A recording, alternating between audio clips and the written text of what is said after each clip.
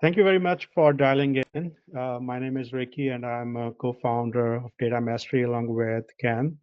And I have been like around 20 years of experience in IT, more focused on cloud and data-related architectures and building, platform architecture for dev teams and business analysts and machine learning engineers. So more of kind of stitching all these platforms together. That's my day-to-day job. In today's session, we're going to talk about building Gen AI workflow using Amazon Bedrock. So we are going to start with what is Amazon Bedrock. So if you have worked with AWS and probably into Gen AI, you probably know what is Bedrock and it's what kind of features it has to offer uh, for people who are into building Gen AI platforms. Yes. So just a quick overview. Bedrock is a fully managed service that provides access to foundation models from multiple AI providers like Anthropic, Llama, and you also have the new models that came in recently like Neo Lite, Neo Pro. So it has you can say a catalog of foundation models that you can use right within Bedrock without doing any heavy lifting. It's totally serverless and API driven, which means you don't have to manage any infrastructure for this. And you can use APIs to make calls to Bedrock from your apps or from your scripts. So it supports APIs as well. You can fine tune the existing foundation models, and you can also import the models which are not there in the catalog of foundation models. So for example, if you have a model like DeepSeek, which you don't see there, or any other model which you see on the Hugging Face, library, which is not there in the Amazon Bedrock catalog, you can import those models as well. And you can also do the fine tuning for your existing models. And also you can do the, set up the workflow using RAG. For the RAG workflows, you can use service like knowledge base, which will touch base in a moment. Like I said earlier, you can import the custom models, which you don't see in the Bedrock catalog. Use cases, most of the industry, what they are doing with AI in general and not specific to Bedrock is building chatbots. For example, organizations have tons of data internally, and that's what they want to use with the AI, and you can get some insights from your internal data.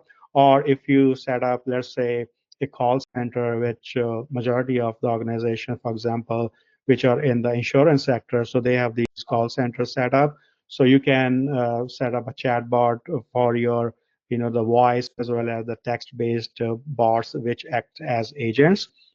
You can generate content based on your existing data or based on the public information which the foundation models has. ChatGPT is the prime example, but you can also generate content based on your private data. For example, if you are a legal firm and you have tons of data, which is kind of the legal contracts, which is not able to understand normally using those legal language. You can use the summarization of those legal contracts to make it easy to understand. Plus, based on the existing data, you can also generate new data from your private data sets. There is a feature called prompt templates. Now we're going to touch base some of the features which are specific to Bedrock. The previous slide was more of the generic high level understanding of Bedrock, which more or less what most of the service providers offer. But prompt template, for example, or just the prompts or the templates, this is specific to Bedrock. Now, what is a prompt template or prompts? It's a library of prompts. So what it allows you to do is to create your templates, prompt templates, and you can create the version of your prompt template, just like you can create the version of your code. And you can just build one template in your application and see if it's working fine or not. If you need to refine that template, you can create a new version of that, and you can point your application to the new version of the prompt. So that's where something called prompt engineering, which comes pretty handy. So you need to understand, or you need to know how the prompt engineering works, or how you can write a good prompt template. That is very crucial for getting the accurate response from your AI models. Like I said earlier, you can create multiple versions of the prompt, and this also helps you to fall back on the previous version. Let's say you create a new version and your application is not behaving as expected. What you can do is you can point your application back to the previous version, so it gives you that fallback option as well. You can create dynamic prompts using variables. So you don't have to just write a static prompt and use that throughout your workflow, but you can make it more dynamic by replacing your variables with the input that comes from the real-time workflow input. For example, if a user input something, so some of the variables are location, for example. So location can be captured as a dynamic variable, and rest of the prompt can be static. So that way you can cater to multiple locations versus defining location as a static value in your prompt. So this is one example of a well-written prompt. Like you have instructions for system, and you can basically, provide all the context here, like your AI-powered customer service assistant, and whatever you want your model to respond, or whatever type of application you're building, you have to write that very clear template. And you can also provide example of how the user message is going to look like. So this will provide more context to the model to understand, okay, what exactly I'm responsible for and what type of messages I can receive from the user. And based on that, you will get very, accurate and very to the point response from the model. And you see this order number in the double curly braces. This is what makes it a variable. So instead of putting order number as a static entry, you can put this into these curly braces. That way, whatever the order number that will be passed by the user in the input, that value will be replaced here in the prompt. So this is how you can make your prompts more dynamic in nature. The other feature of Amazon Bedrock is knowledge bases. So knowledge bases allows you to build a RAG workflow. So you can build it into, like before Bedrock, you had something called Amazon Kendra, sorry. So Amazon Kendra allows you to look into your data sources and get the top, let's say, top documents which matches with your query. And then you can take those top documents from your data source and feed into Bedrock and then get the, response based on those documents. So what knowledge bases does, what Amazon does with the knowledge bases is that they added the support for Kendra right into knowledge bases. And they also added support for other, you can say, vector store databases, like OpenSearch is already there, but you can use RDS, and you can use even your MySQL, which is not hosted on RDS or Pinecone. So there are some other vector store databases that knowledge bases support. So it allows you to build end-to-end RAG workflow, and which is again fully managed service. It supports multiple data sources. Obviously, it's an AWS service, so it does support support for S3 as a data store, but it also supports the third-party tools like ServiceNow or Confluence, so where or SharePoint, where you have most of the companies have their data stored in. It could be the wiki pages, or whatever the knowledge base articles that you have written there. So you can hook up those third-party providers right into knowledge bases and start getting the data from there.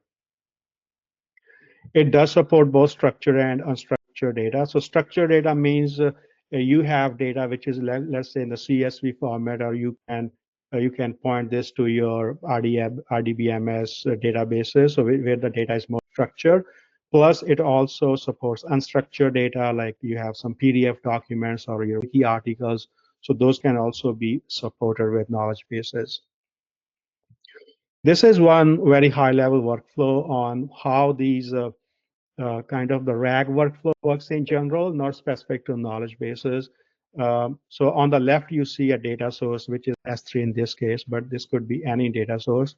But what happens, in the middle is we get the data from the data source, and the data is then divided into the chunks, which means a sentence of whatever the data, like the bigger sentences are split into the small segments of data, which is called data chunks, and then we convert those uh, data chunks into numbers, and which is what embeddings does. And then you have to have embedding model to convert those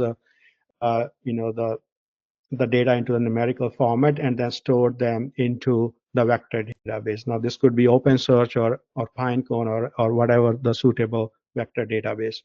This is what happens when you show the model your private data and you create the vector database.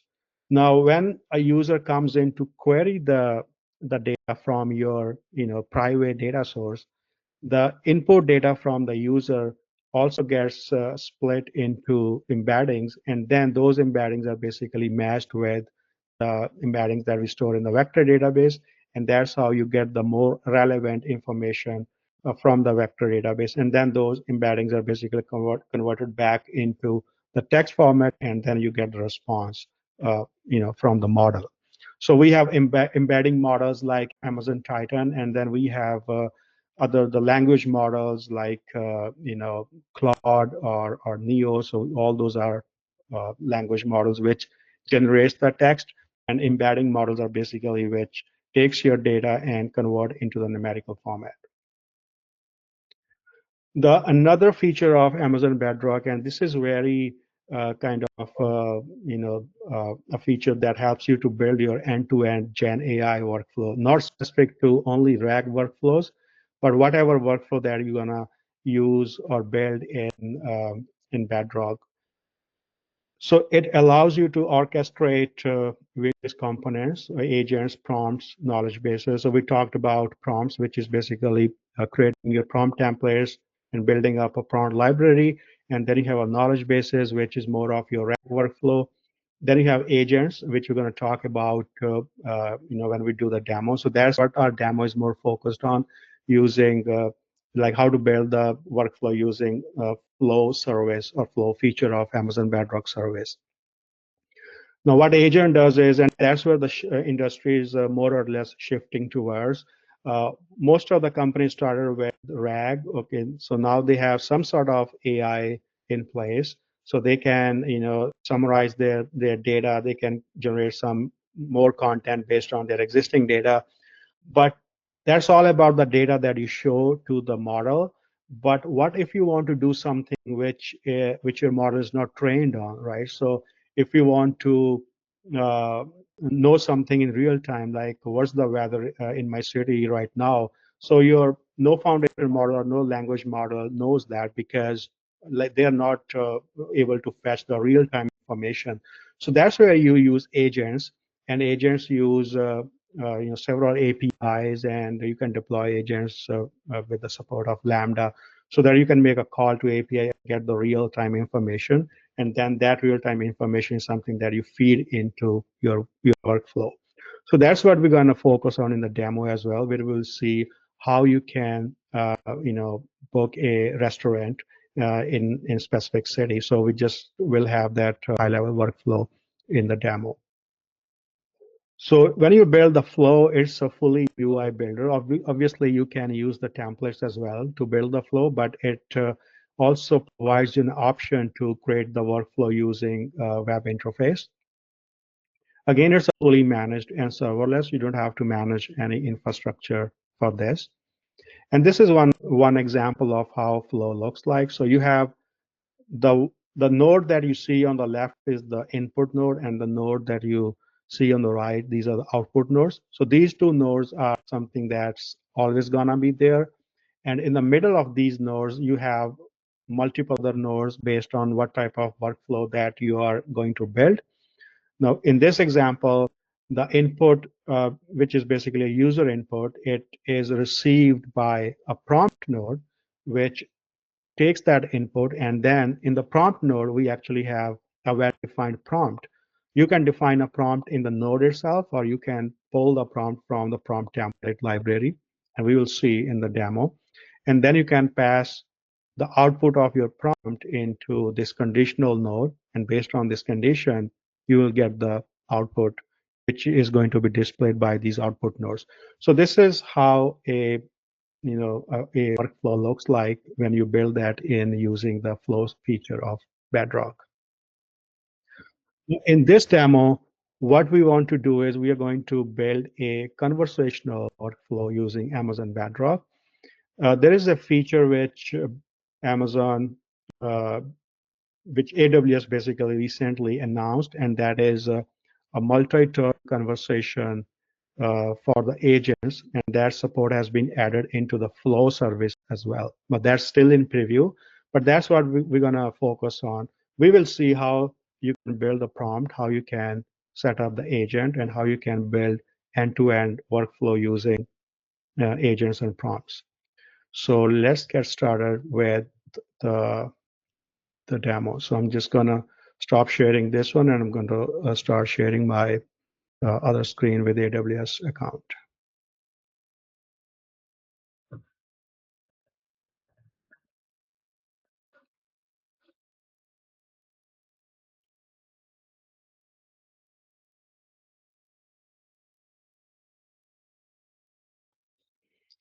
Okay, so now I'm logged into my AWS account, and this is where we're going to see how to build this workflow. But before that, I'm just going to also touch base on to these services, what we just talked about in the presentation. So first thing that you need to do is to go to your Bedrock service.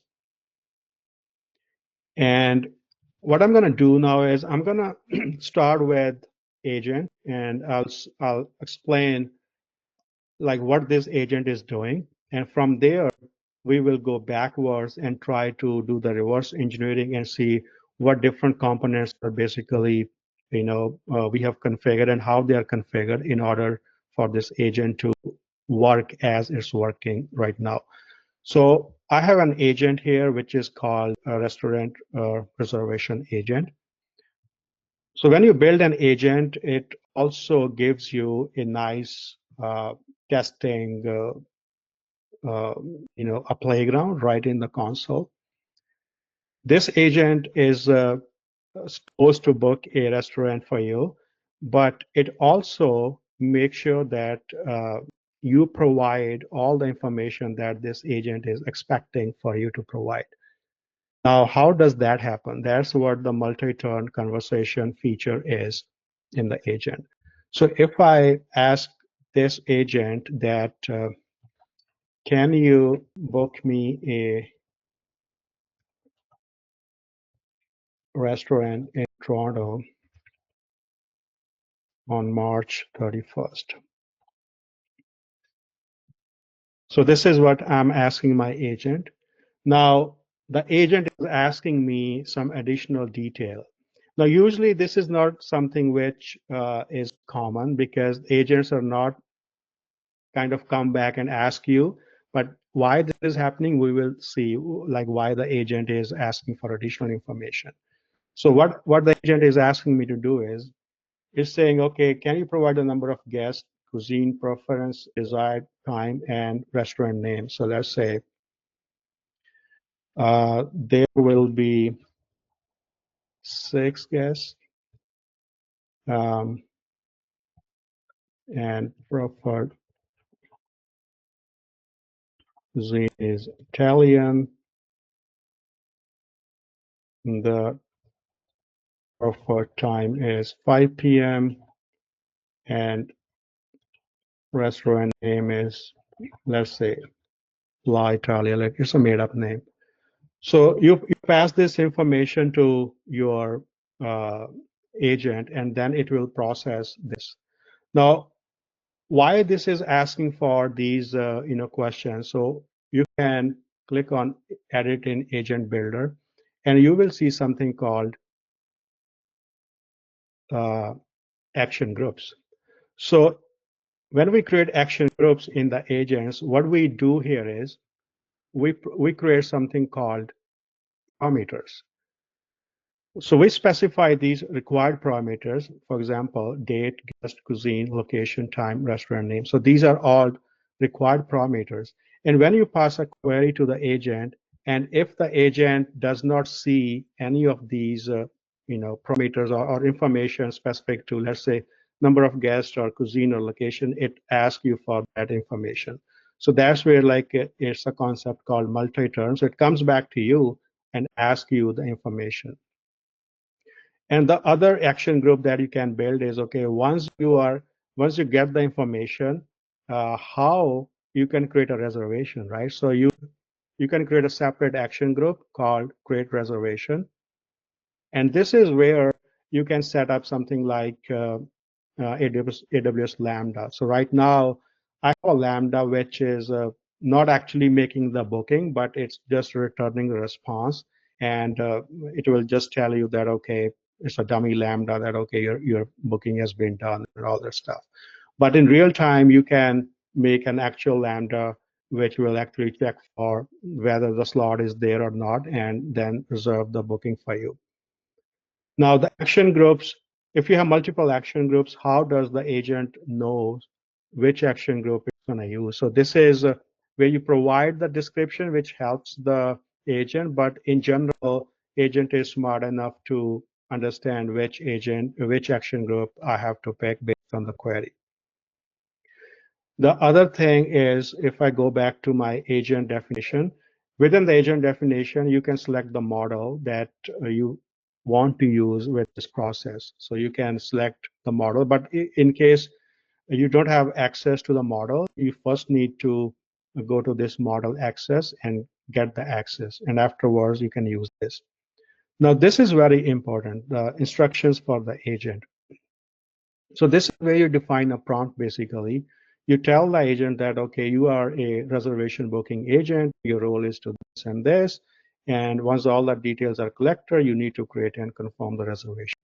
So a well-defined prompt here, obviously like this is not a very kind of a detailed prompt, but this is your chance to, create as specific prompt as you can so that you get more accurate answer from the model.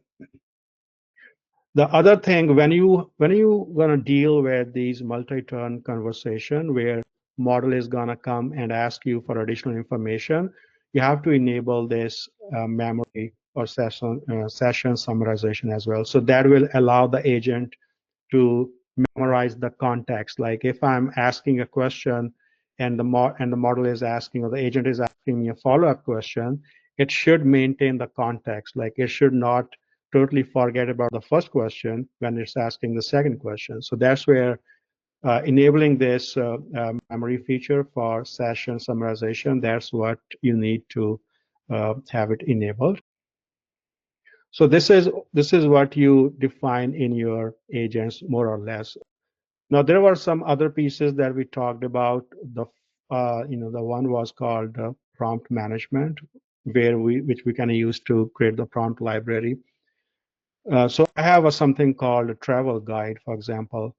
What you can do is you can write a prompt and you can make it more dynamic based on these dynamic variables that you can offer here.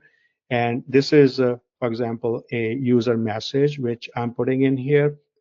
You can also set up the temperature so that your model does not, do a lot of hallucinations and the response is more or less similar. So you can control these configurations.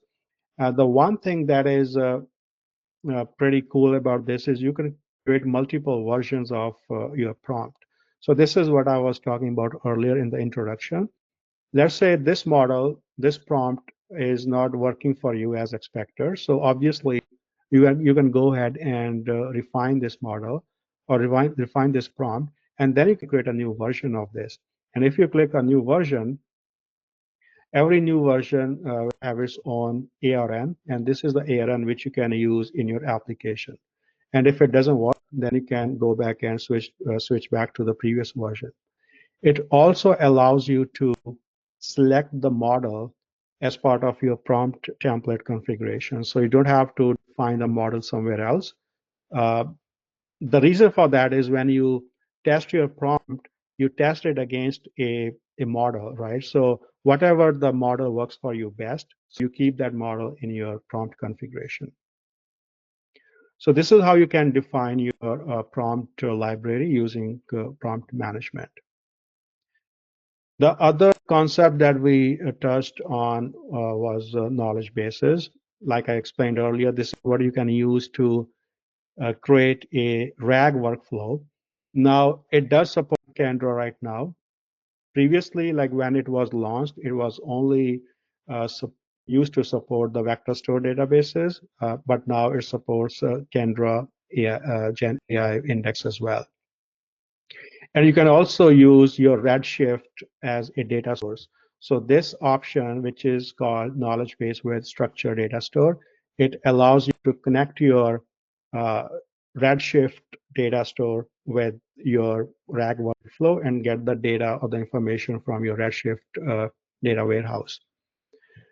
Now, when you click on, let's say, so let's see some of the options of the, the various data sources that it has to offer.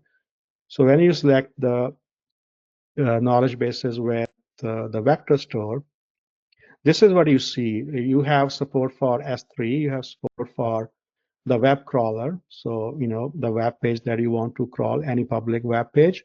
And there is also a custom option as well. So if you have a custom data source, this also possible to connect with a custom data source using knowledge bases.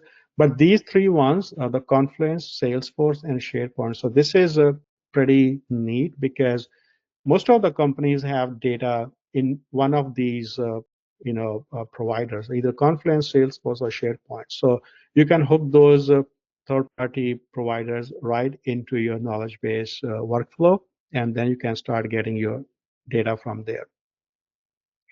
So let's say if I click on S3 and I click on next, I will just I'm not going to build a knowledge base workflow because our topic is different, but I'm just going to show you some of the options here, what it has to offer. So you can also use data sources into which are there in other AWS account. For example, if you have S3 bucket in some other AWS account, you can use that as well. And then there's some options about the parsing, like how you're going to parse your data. And there is also the chunking strategy, like we discussed in brief, like how the data is chunked. Like the bigger data is basically split into the smaller pieces, and it is called your data chunking. And there are like multiple options of chunking your data, multiple strategies. And this is what I wanted to show you here. So we saw that when you, once your data is basically split into, the shorter chunks of data, then you have to convert your text into numerical format. And basically that's what we call embeddings. And you have to select an embedding model here, which will convert your text into numerical format. And then where you're going to store those embeddings. So you need a vector store database. Since this is an Amazon service, it does support OpenSearch serverless, Aurora, Neptune Analytics. So, and Neptune Analytics is more for the visual data, like the graphical data. But in addition to these AWS offerings, it also supports other vector store databases like MongoDB Atlas, Pinecone, Redis Enterprise Cloud, and other are basically the same that we talked about earlier.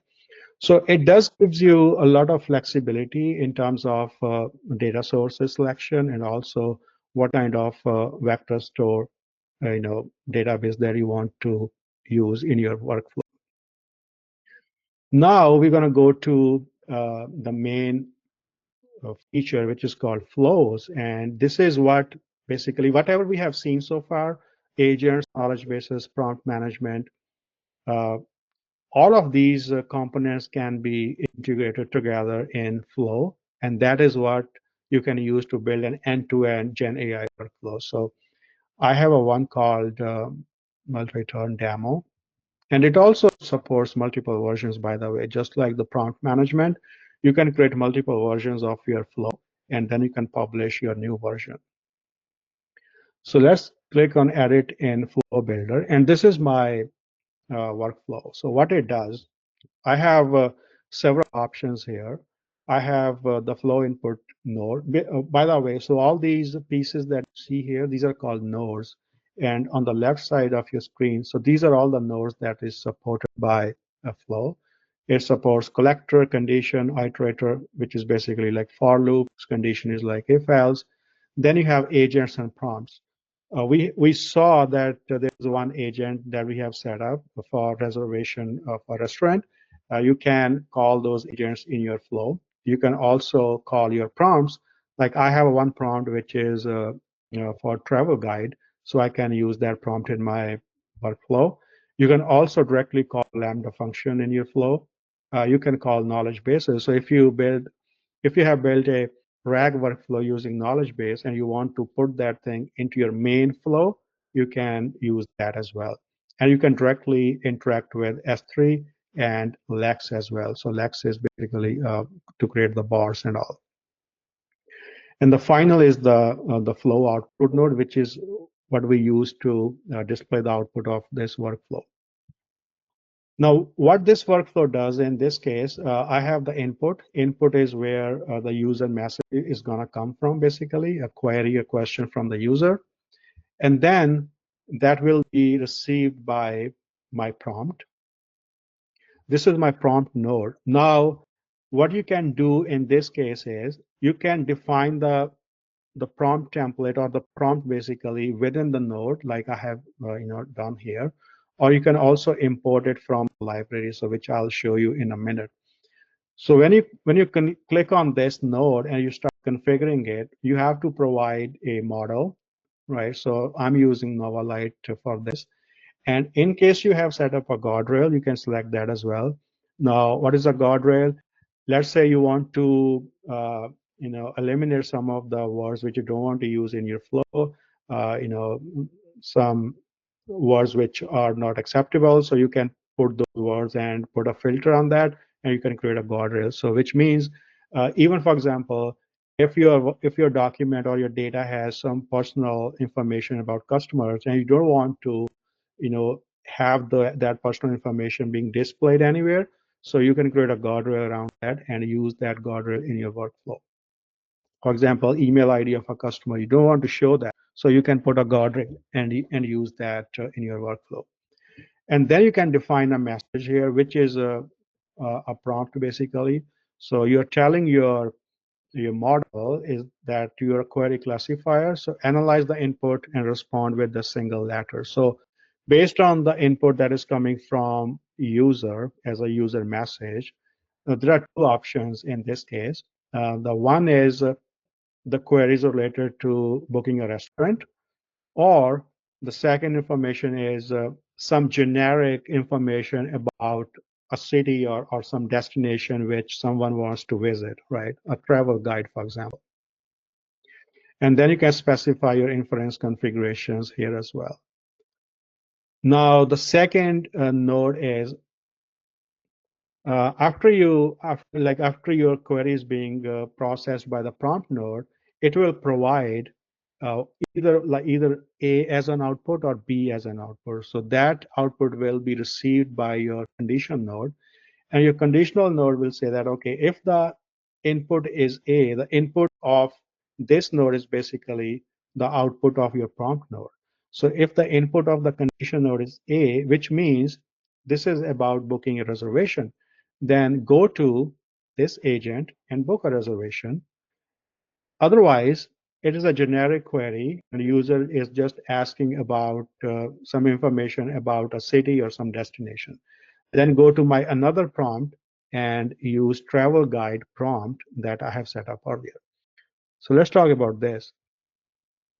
So the previous prompt, the first prompt that we saw, this is more of a query profiler, like it takes the user input and, and outputs either A or B based on the query.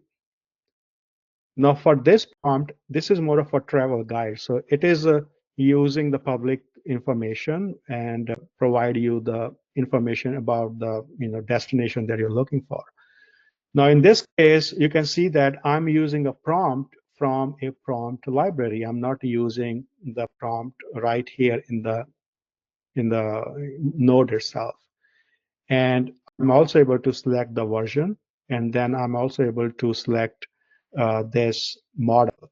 Now, when you use prompt from the prompt library, the model comes with that because we have configured a model with our prompt as well. So the model comes from there. You can select a order and everything, and this message is also basically coming from the prompt library. And you can define these inference configurations and everything. This is basically also comes from your prompt library.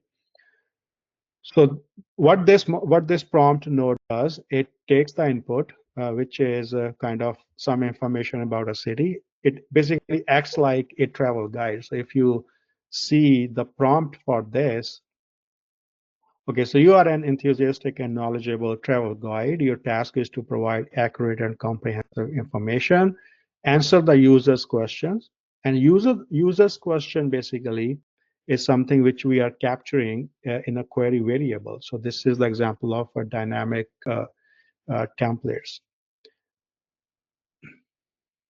And we also have to provide this user query, the original query, to this prompt node, plus it will get the information from my conditional node as well. So same goes to the agent. So if the output of this profiler node is A, then it means that the user wants to book a restaurant. So which means, how can I book a restaurant? Because the large language models, they cannot book anything because they just tell you about some information, but they cannot take actions on your behalf. This is what agents are capable of. So this is where agentic AI and all these things are basically going towards, to have this capability in your Gen AI workflow to do real-time things, which your LLM models are not capable of doing. So this is where I'm going to use the agent that we saw earlier. So from here, you can click and select your restaurant reservation agent. And you can also select your version. So you can either select your published version or you can select your test version, right? So test version is basically the default AS, which is always point to the current unpublished version of your agent. But once you publish that, you can use that published version as well. And then that's all from this settings. And finally, the response from the agent goes to the flow output node, and response from this prompt goes to the second flow output node. So this is more or less how you can, stitch multiple components together and build a workflow. Now, one thing to keep in mind with this, when you're using flow service and you are using multi-turn agents, multi-turn conversational agents, this is still in preview. So sometimes you may not get the expected response from this multi-turn agent because this is still in preview, but hopefully things will more stabilize in the future once they will make it as a GA. So once done with all these configurations and you're happy with your changes and everything, the next thing that you can do is actually go and test your flow. So in this case, I have two options here. One is to look for some information about a city, and second is to book a restaurant. And let's see how this flow works. So if I ask my model, basically ask this flow itself that provide me top 5 Asian restaurants in Toronto, right? So let's say I'm visiting Toronto. I don't know like what are the top Asian restaurants. So let's ask this agent if it's capable of providing us. So this is so you see here, this is sometimes a star's uh,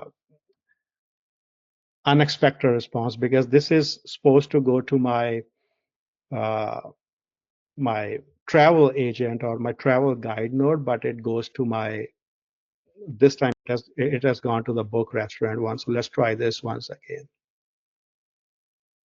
Let me just save it.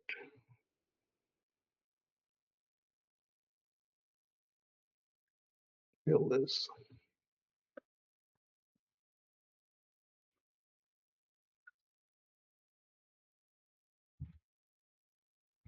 Let's rephrase the question a little bit. So what are the top 5 restaurants in top 5 Asian restaurants?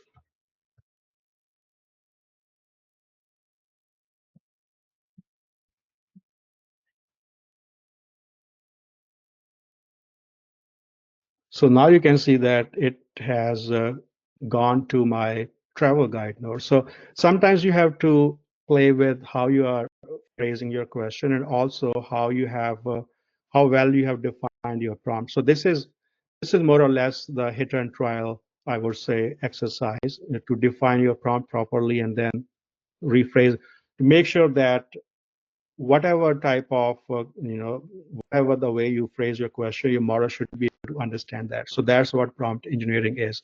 So this is kind of the hit and trial you need to do a little bit when you set up these workflows. So in this case, what was the question? The question was, what are the top 5 Asian restaurants in Toronto? So this is a user is asking for some information, like I'm not actually trying to book a restaurant. So this question is basically received as as my flow input in the flow input node, and then it goes to the profiler. So what profiler did, it took the input, and the output is B. B means the user is asking for some information, like it's not really asking for booking anything. Now it goes to the conditional node, and the conditional node saw that, okay, the input is B, which means I need to send this request to a travel guide node, which is my prompt basically. So the travel guide node got this request from the conditional node, and it generated the output. And this is the output it generated. So these are like 5 Asian restaurants in Toronto, and also gave some travel tips, because this is what we have added in our um, in the prompt message. Like you provide this information, but alongside you also provide some travel tips.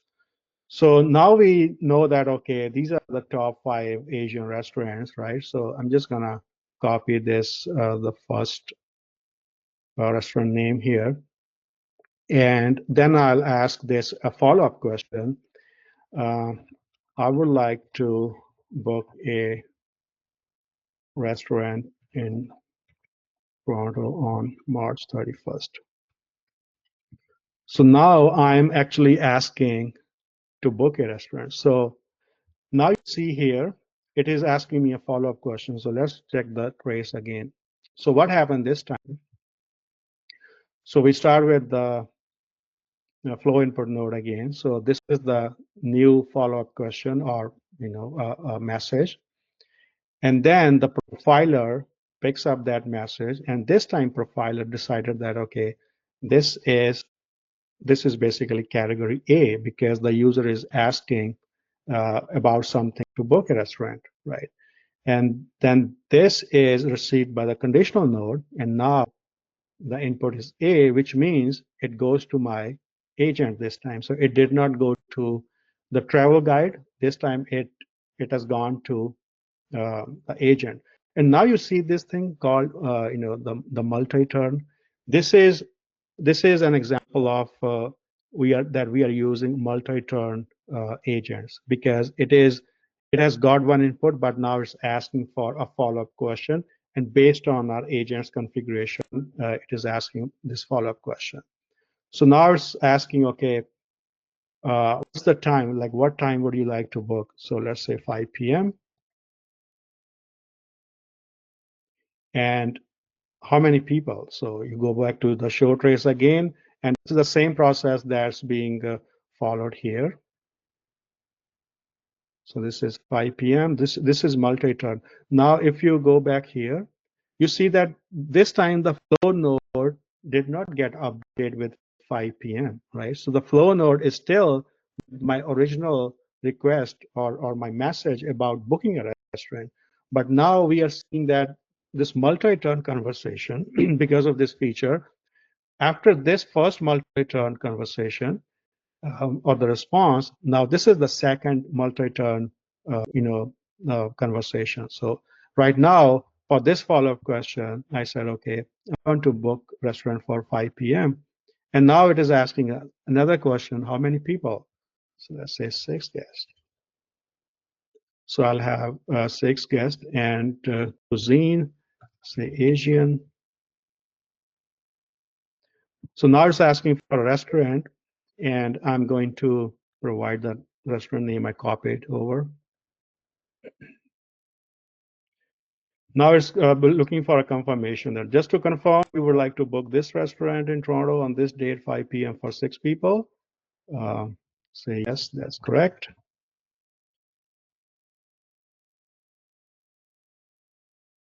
So your reservation at this restaurant has been completed or successfully made. Now this thing, let's go to the show trace again.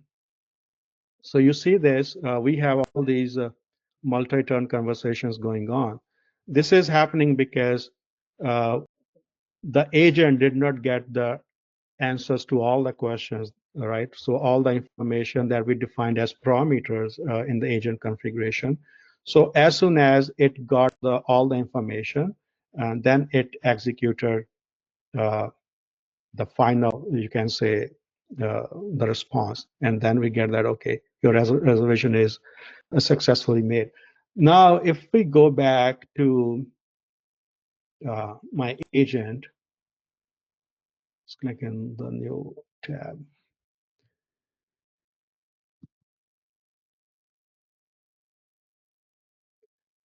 So if I try to edit this, and you see we have two action groups here. And if I click on this get reservation, so this is where all these questions were coming from because of all these parameters that we have defined here. Now, I said earlier that you have two agents here. You have two agent groups, sorry. One is to get all the reservation dates and other is to create the reservation. So this final message that you see here, that your reservation at this restaurant has been successfully made. So this is coming from my create reservation action group, because the agent is smart enough to understand, okay, once this action group has completed all its steps and I get all the information, I need to just make a booking, because this is what we have defined in the prompt as well. Like once all the details are collected, you need to create and confirm the reservation. And the create reservation, as I shown earlier, it is using a Lambda function. And the Lambda function is basically responding with a dummy message, like it's not actually making the booking, it's just responding that your booking has been made. But this is where you can replace this with the actual code and use API of some restaurant booking API and make the booking. I mean, it's easier said than done, but this is the workflow in a nutshell. So this is an example of using multi-turn workflow, uh, multi-turn agent with your flow feature or flow service within Amazon Bedrock. So let's go back again.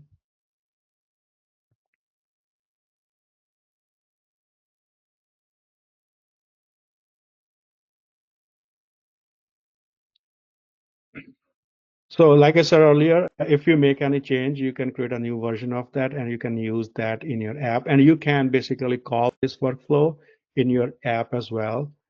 You can build this workflow that we have seen here. This is a UI. You can also build it using, I believe, a YAML template as well. So that's also supported. So that's all about how you can create a an end-to-end Gen AI workflow with the support of multi-turn conversational agents, and how you can integrate your prompts and your conditional nodes and your agents and everything in your workflow.